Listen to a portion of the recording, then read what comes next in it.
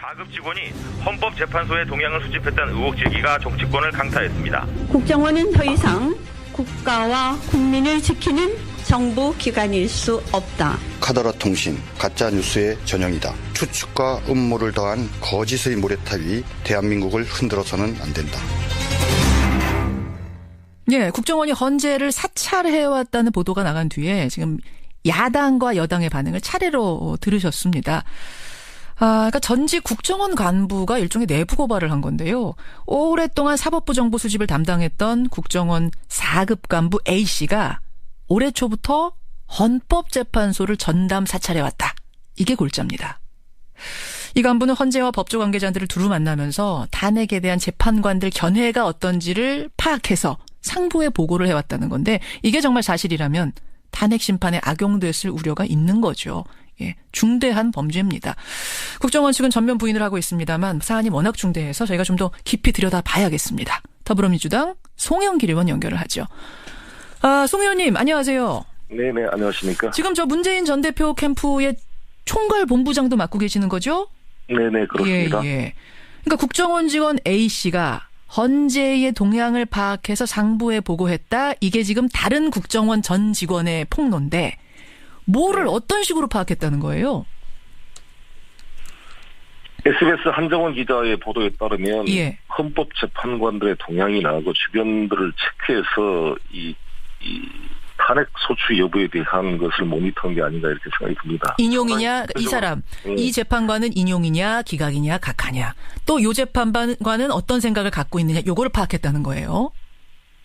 그게 가장 궁금한 사항이 아니겠습니까? 청와대 입장에서. 아하. 그래서 아무래도 이런 부분들이 지난번에 김기춘 비서실장 시절에 김명환 민정수석의 메모 같은 걸 보면 예. 사법부에 대한 여러 가지 체크하는 것들이 나오고 있을 뿐만 아니라 국정원이 그동안 댓글 사건이라든지 이 대법원장, 춘천지방법원장 사찰 문건 같은 것들을 있었던 걸 유추해 볼 때 예. 상당히 의심이 많이 갑니다. 예. 그 사찰 문건 여러분 기억하실 거예요. 양승태 대법원장이었죠.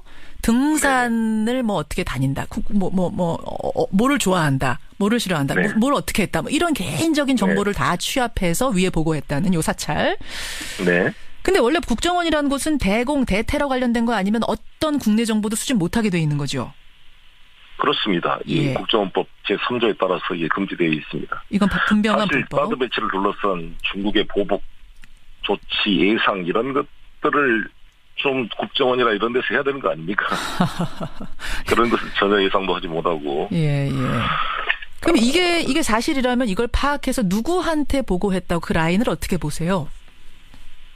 글쎄, 그건 더 파악을 해봐야 되겠습니다만, 우병우 전 수석이 청와대와 밀착돼, 지금도 뭐, 박근혜 남자로 알려져 있는 분이고, 또 이분이 심어놓은 국정원 조직도 있는 거 아니겠어요? 어허. 아주 옛날에 추모 국장도 그렇고, 지금 최모 처장도 아주 친한 관계로 알려져 있고, 예. 수시로 통화한 것으로 알려져 있습니다. 예. 이 우병우라는 분이 수사를 받은 그런 상황에서도 검찰국장과 천여 차례 통화를 했다 그러고 그렇죠. 김수남 검찰총장과도 수시로 통화를 했다 그러니까 예. 대한민국에 자기를 수사하는 검찰의 총수와 수시로 통화할 수 있는 사람이 참 있을 수 있겠습니까? 자신을 수사하는 검찰의 총수와 통화가 가능한 사람, 수시로 가능한 사람이 있을 수 있겠느냐. 결국 지금 그 폭로한 전직 간부에 따르면 우병우 수석하고 친분이 있는 국정원의 고위 간부가 있고 그 고위 간부가 직접 A씨한테 이걸 사찰해라, 헌재 사찰해라, 동향 파악해라 이렇게 지시를 했다는 폭로거든요. 그럼 결국 그 라인 타고 또 청와대로 갔을 거라고 보시는 거군요. 그렇습니다. 그래서 저희 당은 오늘 오후에 우리 김병기 의원, 조홍천 의원, 신경민 의원, 이인영 의원 이렇게 네 분이 국회 정보위 위원입니다. 예. 우상 원내대표와 함께 예. 긴급 회의를 열어서 이에 대한 진상 조사를 할 생각입니다. 근데 이거를 이제 파악을 했어요. 어떤 재판관이 어떤 성향을 가지고 있고 어떤 쪽으로 지금 결론을 생각하고 있는가를 파악을 했다 하면은 그걸 어떻게 탄핵 심판에 이용한다는 거죠? 대통령이 직접 임명한 헌법재판관들이 있는 거 아니겠어요? 있죠. 세 분만 반대하면 기각될 수 있기 때문에 뭔가 같이 연결하려고 시도를 하지 않겠습니까? 물론 시도는 쉽지 않겠지만. 아. 저는 어제도 우리 김문수 전 지사와 KBS 토론회를 했는데. 예. 기각을 확신을 하고 있어요. 그냥 분장실에서 이야기했을 때도. 아, 김문수 지사가 이거 탄핵 기각될 거라고 확신하세요? 그렇게 한 분들이 많잖아요. 근데 분장실에서 서로 사적으로 이야기를 해도. 예. 무조건 기각될 거라 그래서 이분들이 뭔 정보를 알고 그러나 아니면 뭐 그냥 자신들의 희망사항 아닙니까? 희망사항을 말한 거겠죠. 근데 이런 혹시라도 이러한 이 공작들이 병행되고 있다고 한다면 심각한 문제가 아니겠습니까? 그럴 리가 없겠지만 이번 기회에 이러한 요소들을 차단하는 계기로 삼아야 된다 이렇게 생각합니다. 지금 국정원의 반응이 나왔어요. 국정원에서는 전혀 사실무근이고 이건 명예훼손감이다. 또 뭐 여당도 반응 나옵니다만 아니 한 언론에서 나온 보도가 전부고 그 보도 역시 다른 증거 없이 그냥 전직 국정원 직원 말에만 의존한 건데 이거 어떻게 믿을 수가 있느냐 이건 어떻게 생각하세요? 여러 가지 더 확인을 해봐야 되겠습니다만 그 한 기자도 어제 이렇게 간접적으로 접촉을 해봤는데 뭐 확실한 근거가 있다 이렇게 주장을 하고 있는 것이고 그래서 이번 계기로 더 정보 이 차원에서 더 조사를 해볼 생각입니다. 아니 그 기자가 다른 근거가 있다, 확실한 근거가 있다 그렇게 말을 해요. 제가 직접 통화된 건 아니고요. 간접적으로 뭐 듣기로는 근거가 있다라고 이렇게 주장하고 있다 그럽니다. 추가 보도가 또 나올 수도 있다는 얘기군요. 그래 모르겠습니다. 그 문제는. 예, 알겠습니다. 보통 뭐 다른 근거가 있다고 하면은 추가 보도가 이어지는 게 이제 보통 언론이니까. 5일에 SNS에다가 이렇게 쓰셨어요. 송영길 의원께서. 비밀병기가 나서기로 했다. 앞으로 다가올 조기 대선에 제2의 댓글 공작 못하도록 쐐기를 박아야 한다. 이 비밀병기란 게 무슨 말씀이십니까? 김병기 의원을 이야기하는 겁니다. 김병기 의원 국정원 출신? 네. 뭐 어떻게 쐐기를 박으시겠어요? 이번 계기에 이제 정보위 차원에서 조사를 하고 저희들도 여러 가지 국정원 관련 전직 의원들과 대응반을 만들어서 이러한 요소들을 모니터해서 국정원을 또 감시하는 조직을 만들어야죠. 아니 근데 지난번에 사실은 대선 개입 댓글 사건 뭐 있고 나서 이런 거 다 재발 방지책 만들어진 줄 알았는데 아니었어요? 어떠한 제도를 만들었더라도 운영하는 사람이 이걸 사적으로 악용해버리고 실제 우병우가 검찰국장을 수시로 천여 차례 통화했다는 것은 심각한 거 아닙니까? 그렇죠. 대한민국 검사의 인사권을 장악하고 있는 검찰국장과 수시로 사적인 통화가 되고 뭐 공적인 통화라 그러겠지만 총장도 통화되고 자기가 또 그 국정원의 국장을 임명하고 또 차장과도 수시로 통화되는 이런 구조하에서는 제도와 체계가 다 무력화돼 버린 거죠. 무력화시키는 알겠습니다. 네. 그래서 이 청와대 민정수석이나 이런 자리가 최순실 같은 사람이 비선이 개입돼서 이런 시스템을 다 무시해버리고 돼버리면 국가 체계가 다 사유화돼버리고 무너지는 거죠. 그렇죠. 이 부분 뭐 아직은 의혹입니다만 이게 사실이라면 정말 중대한 사건이어서 좀 철저하게 밝혀주시기를 부탁드리면서 송영길 의원님 시간 별로 없지만 사드 얘기 좀 잠깐 하겠습니다.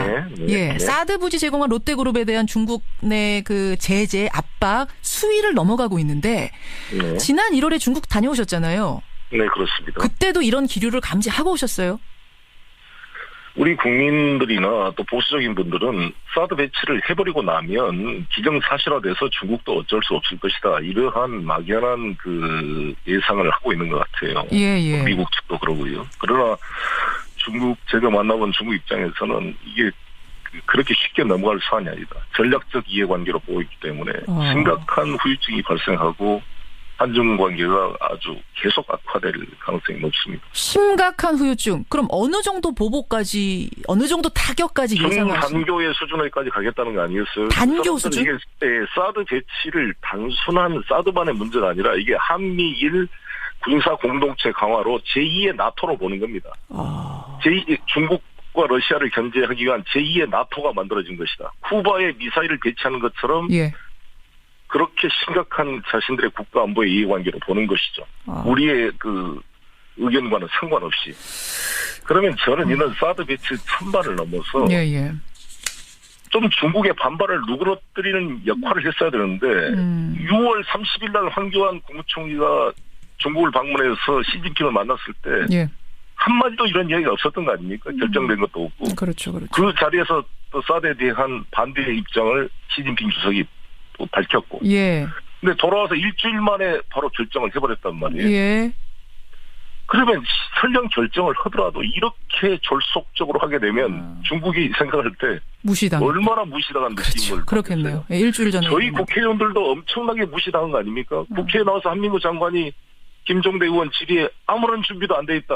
논의된 바 없다. 이렇게 해놓고 예. 바로 들어가서 결정을 했으니 이게 정상적인 국방부 장관도 소외된 최순실이나 어떤 비선에 의해서 급작스레 결정된 게 아닌가. 로키드 마틴의 로비가 있었던 것이 아닌가.